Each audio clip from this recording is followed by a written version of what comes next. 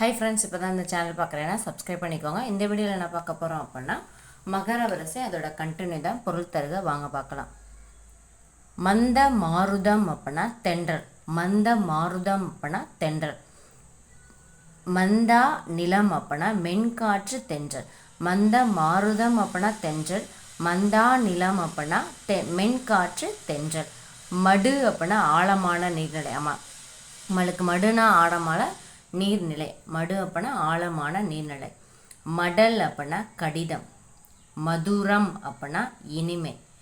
மறிந்த அப்படின்னா மடங்கிய. மாகம் அப்படின்னா விசும்பு. நம்மளுக்கு வானம் அப்படின்னா விசும்பு தெரியும், ஆனால் மாகம் அப்படின்னாலும் விசும்பு. மாசு அப்படின்னா குற்றம்.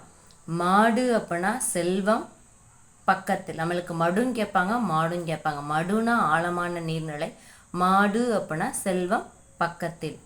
மாட்டு அப்படின்னா செய் சிக்கவை பொருள்கோள். மாட்டு அப்படின்னா செய் சிக்கவை பொருள்கோள். மான் அப்படின்னா மாண்பு. மாண்பு அப்படின்னா உயர் பண்பு பெருமை. மாண்பு அப்படின்னா உயர் பண்பு பெருமை. மாது அப்படின்னா பெண். மாது அப்படின்னா பெண். மடவார்னாலும் பெண்கள். மாது அப்படின்னா பெண். மாதர் அப்படின்னாலும் பெண்கள். மடவார் அப்படின்னா பெண்கள். மாது அப்படின்னா பெண். மாதர் அப்படின்னா பெண்கள். மாதா அப்படின்னா அம்மா.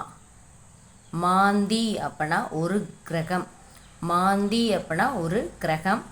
பருகி. மாந்தர் அப்படின்னா மக்கள்.